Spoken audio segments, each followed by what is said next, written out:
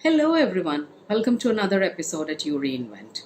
And a very, very, very happy Teachers' Day to all the teachers out there. Teachers are truly our guiding light, and especially so during these times when we are all struggling to make sense of this world. When all of this coronavirus kind of pandemic started in March, in India at least, we all were hoping that, this will go away sooner or later. But look at it. Almost 5 months later, we are still there. The threat is still there. But amongst all of this chaos, there is one sector, there is one group of people who have not failed us, and that is the teachers. Of course, the doctors have done their own job, and there is no doubt that we couldn't have been here because of their sacrifice, and not just of the work they do, but also because of what they sacrifice towards their families. But anyhow, today we are talking about Teachers Day. I strongly feel that, the reason it was so difficult for these teachers is because, suddenly their playground changed. So far, they were going into a physical classroom and teaching their students, but now they're doing it all online. To the most accomplished employees of this world, of the biggest companies, if you ask them to start working on a different technology, different platform, different office, they would struggle. And I'm sure these teachers struggled too. But they rose above. They rose above that challenge and they performed. And the best part of all of this is that it was not just the curriculum. They were supposed to engage with the students, whereas we don't know any tools of online engagement. So far we've been just working on online learning or instructor-led learning, but we have not come up with ways to how to engage students in an online classroom. But these teachers have done that. It's my heartfelt gratitude to all the teachers out there and every single person who's in this segment. But today, while I express my gratitude towards all the teachers and my teachers, I want to share two episodes from my life when I was a student. Of course, we are all students of life, Life and people are continuously teaching us something as long as you're willing to learn. But still, I want to talk about two episodes from my life when I was a student, and those episodes have stood with me. The first episode, the first experience that I remember happened when it was my first day for the Bachelor's of English Literature course.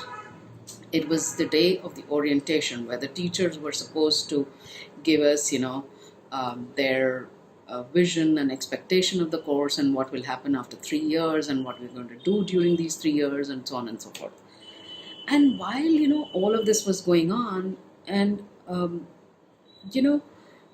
those days career choices after a course in English literature were not so, how do I put it, it was not so clear. People would still have to do some sort of a vocational course, something to add on to their language skills or literature skills to get ahead in their career. But this was obviously, this would form a base, and so none of us we were not very sure of what we were going to do.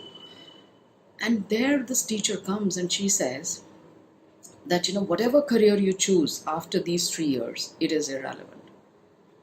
What is most important and what you're going to certainly learn at the end of the third year is that in life, there is no black and white.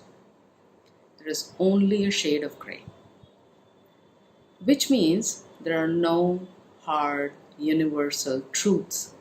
Of course, the sun rises in the east and the moon comes out at night and the stars come out. All of those truths stay.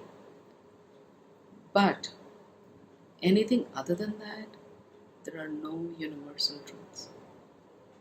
And the moment you accept that,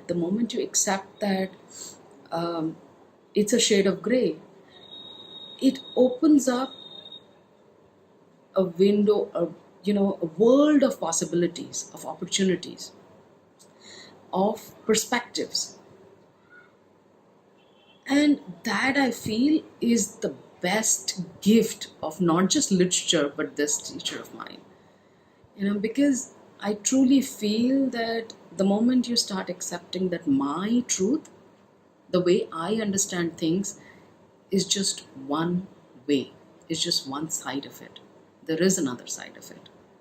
And you may not know it, you may not accept it, you may not like it, but there is another part.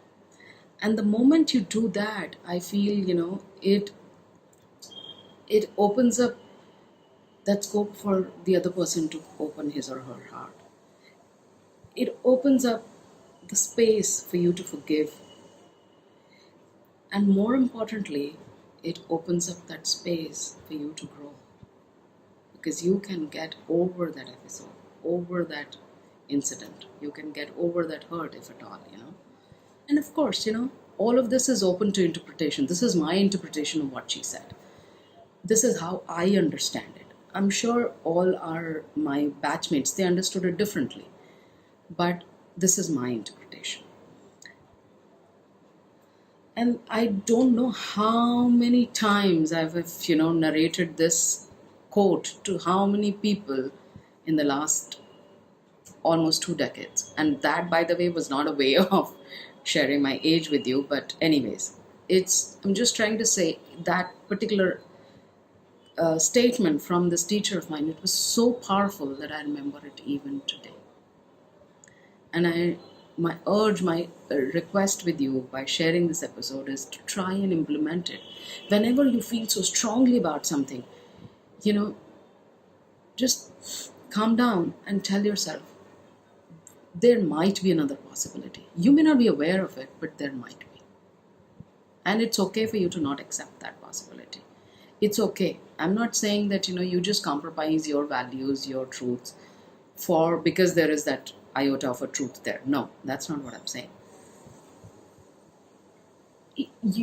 Your truth and their truth can coexist is what I'm saying, right? Because there is space for both. Like I said, it's a shade of gray, right? So black and white need to mix for you to get gray. Anyhow, coming to my next episode. Now, the first episode that I told you was more generic in nature. It was targeted towards all the students of the first year. But the next one that I'm going to talk about was targeted towards me. I've always been a very shy, introvert person. And I've always liked particularly to be with just my own group of people, 2 or 3 max, I cannot deal with a crowd. It's one can say it's a shortcoming I have, but I'm okay with that. I don't have a problem with that. I mean, somebody else might have a problem with it, but I don't have a problem with that. Anyhow, so this was probably, in the first few months of the college. And like I said, I was always shy. I was introvert. So I was waiting for my class to begin, and I was waiting outside the classroom, and I was reading a book. And one of my teachers crossed by, and she mentioned that it's okay to be crazy. There's no problem with that. But you don't have to hide from the world.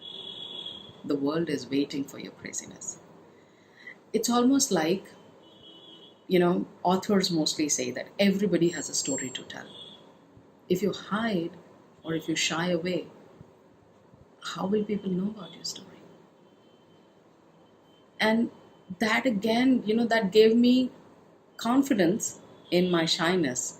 It gave me confidence in my being an introvert. But at the same time, it told me that, I could find a way to share my craziness with someone. Gave me that confidence to be okay with my shyness, to be okay with my being introvert. And it somewhere gave me that trigger, that passion, that drive that I need to find a way to show my craziness to people. And maybe, who knows, this channel is one of those ways.